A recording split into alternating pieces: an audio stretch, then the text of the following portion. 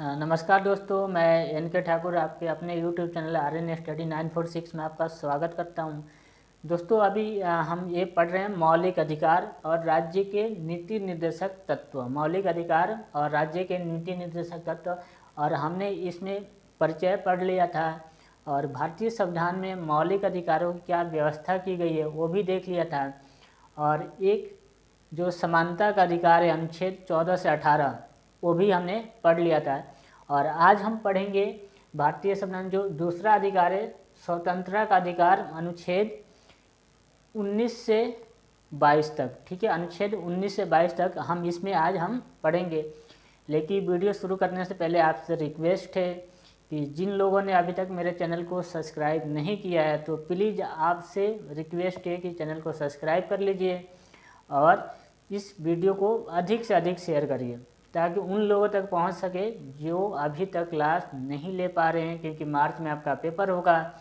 तो ये आपसे रिक्वेस्ट है कि इसको सब्सक्राइब कर लो चैनल को और ज़्यादा से ज़्यादा शेयर करके अपने दोस्तों तक पहुंचाओ, और लाइक भी करना है और कमेंट करके बताना है कि आपको वीडियो कैसी लगी। ठीक है, तो चलिए शुरू करते हैं और देखते हैं कि ये मौलिक अधिकार कि अगला जो अधिकार है समानता का अधिकार, उसमें क्या क्या चीज़ें हैं। समानता का अधिकार तो हमने स्वतंत्रता पढ़ लिया था, तो उसी में जो आपका हेडिंग उसमें दूसरा अधिकार लिखेंगे समानता का अधिकार, और इसको अंडरलाइन करना है।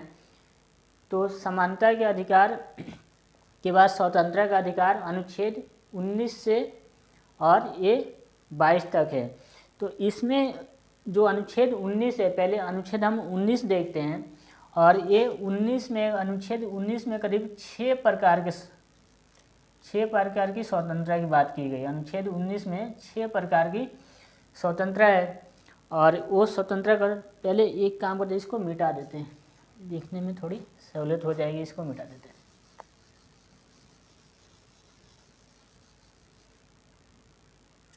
ये तो पढ़ ही रहे हैं।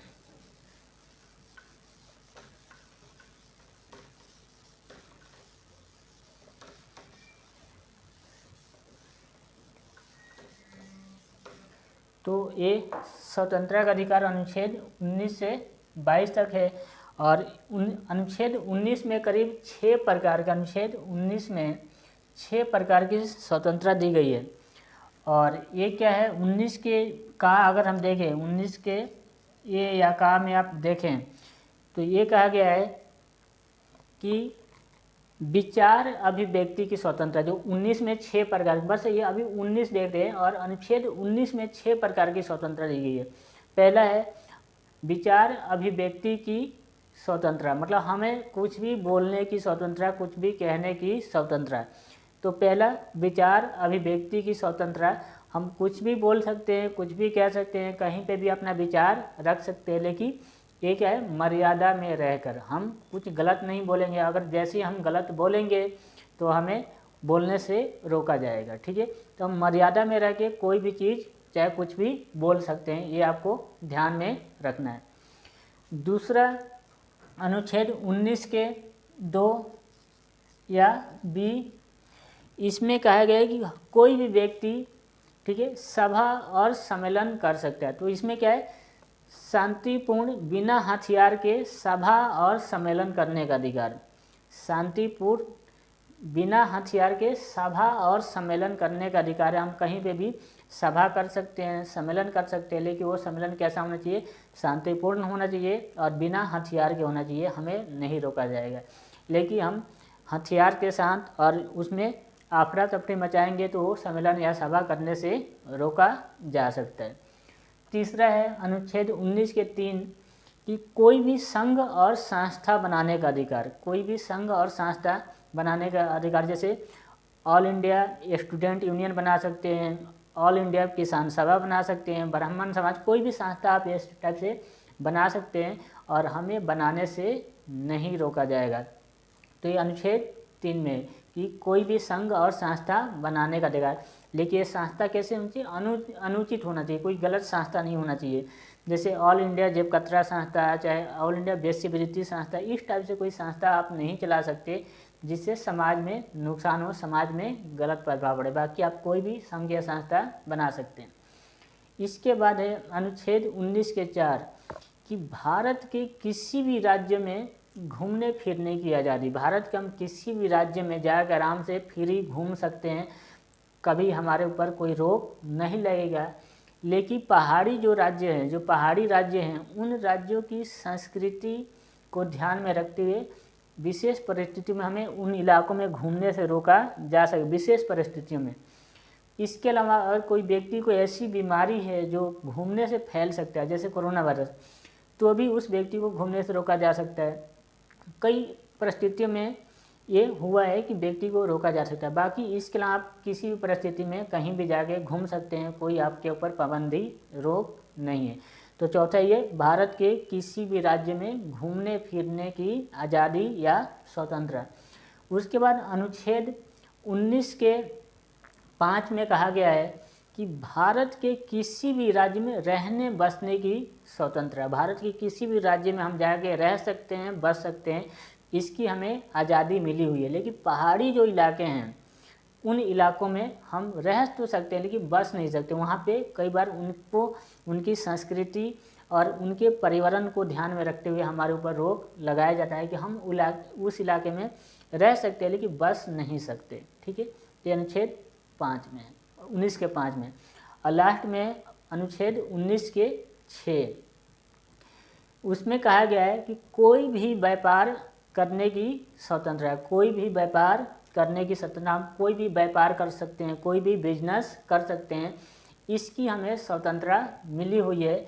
लेकिन वो व्यापार उचित होनी चाहिए, उस पर कोई गलत व्यापार नहीं होना चाहिए। जैसे हम मान लो कि बम हम लेके नहीं बेच सकते, बंदूक खुलेआम नहीं बेच सकते, दारू हम खुलेआम नहीं बेच सकते, उसके लिए जगह बनाया हुआ है।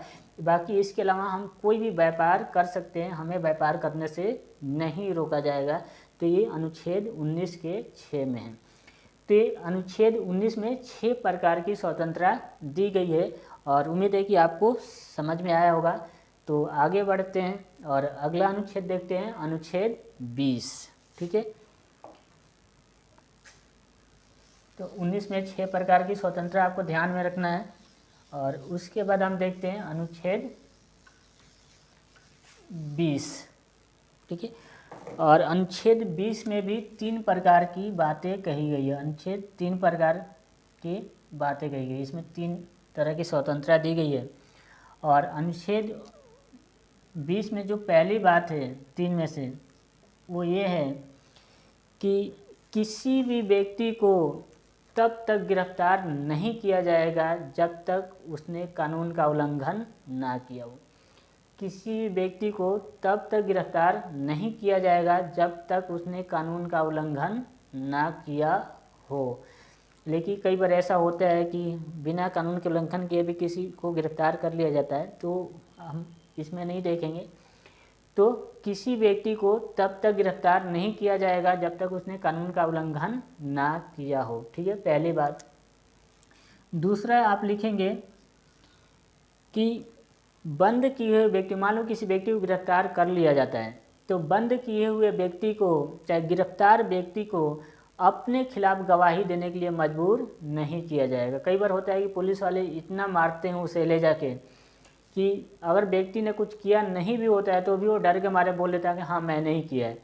तो ये हमें अधिकार मिला है कि किसी व्यक्ति को अपने खिलाफ गवाही देने के लिए मजबूर नहीं किया जाएगा, उसको मार के ज़बरदस्ती उसे बुलवाया नहीं जाएगा। तो ये अनुच्छेद 19 के और 20 के 2 में है। ठीक है, 20 में दूसरी जो बात है यही है कि किसी व्यक्ति को अपने खिलाफ गवाही देने के लिए मजबूर नहीं किया जाएगा। और जो इसमें तीसरी बात कही गई है वो ये है कि बंद किए हुए व्यक्ति को, चाहे किसी व्यक्ति को एक गलती के लिए 2 बार सज़ा नहीं दी जाएगी। एक व्यक्ति को, ठीक है, एक गलती के लिए 2 बार सज़ा नहीं दी जाएगी। इसमें ये तीसरी बात कही गई है। जैसे होता है कि मान लो कि आपने एक बार कोई गलती की है, ठीक है, और उसके लिए आपको 5 साल की सज़ा हो गई, और सज़ा पाने के बाद जब आप रिहा होकर बाहर आ गए जेल से, तो आपने गलती किया, उसका भुगतान आपने भुगत लिया, आपको सज़ा हो गई, बराबर हो गया। लेकिन उसी गलती के लिए कि पिछले आपने जुर्म किया था, उसी गलती के लिए आपको दोबारा सज़ा चाहे दोबारा बंद नहीं किया जाएगा। अगर आप दोबारा गलती करोगे दोबारा सज़ा मिलेगी, लेकिन एक ही गलती के लिए 2 बार सज़ा नहीं मिलेगी। ये अनुच्छेद 20 में भी बात कही गई। तो एक बार और रिपीट कर देता हूँ। पहला अनुच्छेद 20 में क्या कहा गया है कि अगर किसी व्यक्ति को तब तक गिरफ्तार नहीं किया जाएगा जब तक उसने कानून का उल्लंघन ना किया हो। दूसरा कि किसी व्यक्ति को अपने खिलाफ गवाही देने के लिए मजबूर नहीं किया जाएगा। और तीसरा कि बंद किए हुए किसी व्यक्ति को जो बंद है उसको एक गलती के लिए 2 बार सज़ा नहीं दी जाएगी। तो किसी व्यक्ति को एक ही गलती के लिए 2 बार सज़ा नहीं दी जाएगी। ये अनुच्छेद 20 में है 3 बातें। तो इसको उम्मीद है कि आपने सुना हुआ। तो ये स्वतंत्रता का अधिकार में 19 के बाद ये 20 लिखना है। इसके बाद 21 अनुच्छेद 21। और अनुच्छेद में जब हमारे संविधान निर्माता ने अनुच्छेद 21 में जो व्याख्या की थी उसमें उस समय एक ही अधिकार दिए गए थे, लेकिन इसमें आज करीब इतने अधिकार जुड़ गए हैं, बहुत सारे इसमें अधिकार जुड़ गए हैं और इसका जो स्वरूप है वो बहुत बड़ा हो गया है। तो अनुच्छेद 19 में जो मूल्य चाहे मेन जो बातें कही गई है इसमें ये कही है कि किसी भी व्यक्ति को जीवन जीने से रोका नहीं जाएगा, चाहे वंचित नहीं किया जाएगा। किसी व्यक्ति को जीवन जीने से वंचित नहीं किया जाएगा सिवाय एक कानूनी प्रक्रिया के जिसको पास करना पड़ता है। इसका मतलब है किसी व्यक्ति को मतलब ये नहीं कहा जाएगा कि वो अपने आप को मार ले जाए, उसको मारने के लिए अपने आप को मारने के लिए मजबूर नहीं किया जाएगा।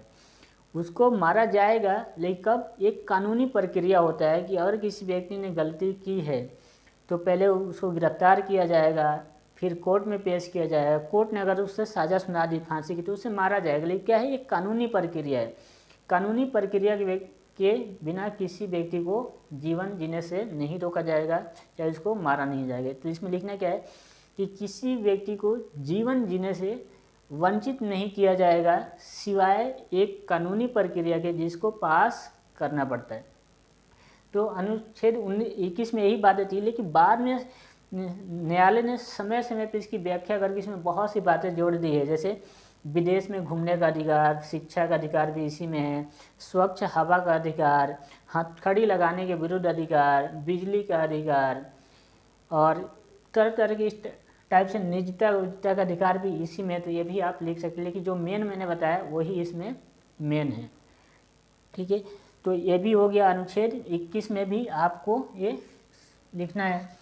और लास्ट इसमें है अनुच्छेद 22 जो 19 से 22 तक में है। तो लास्ट है अनुच्छेद 22। अब 22 में भी 3 तरह की बातें की है, 3 प्रकार की बातें इसमें भी है। अनुच्छेद 22 में भी 3 प्रकार है और इसमें और अनुच्छेद 20 में थोड़ी सी कन्फ्यूजन होती है कि बातें लगभग एक जैसी है, तो इसमें आपको ध्यान से देखना है। तो अनुच्छेद 22 के जो पहली बात कही गई है वो ये है कि अगर किसी व्यक्ति को गिरफ्तार किया जा रहा है, अगर किसी व्यक्ति को गिरफ्तार किया जा रहा है तो उसे गिरफ्तारी के कारण बताना जरूरी है कि उसको किस जुर्म में गिरफ्तार किया जा रहा है। तो समझ में आया कि अगर किसी व्यक्ति को गिरफ्तार किया जा रहा है तो उसे गिरफ्तारी का कारण बताना जरूरी है। ठीक है, पहला। दूसरा कि बंद मतलब गिरफ्तार किए हुए व्यक्ति को, जिसको गिरफ्तार किया गया है, गिरफ्तार किए हुए व्यक्ति को 24 घंटे के अंदर निकटतम मजिस्ट्रेट के सामने पेश करना है। ठीक है, गिरफ्तार किए हुए व्यक्ति को 24 घंटे के अंदर नज़दीकी या निकटतम मजिस्ट्रेट के सामने या न्यायालय के सामने पेश करना जरूरी है। न्यायालय डिसाइड करेगा कि उस व्यक्ति को हिरासत में लेना है या जमानत पे छोड़ना है।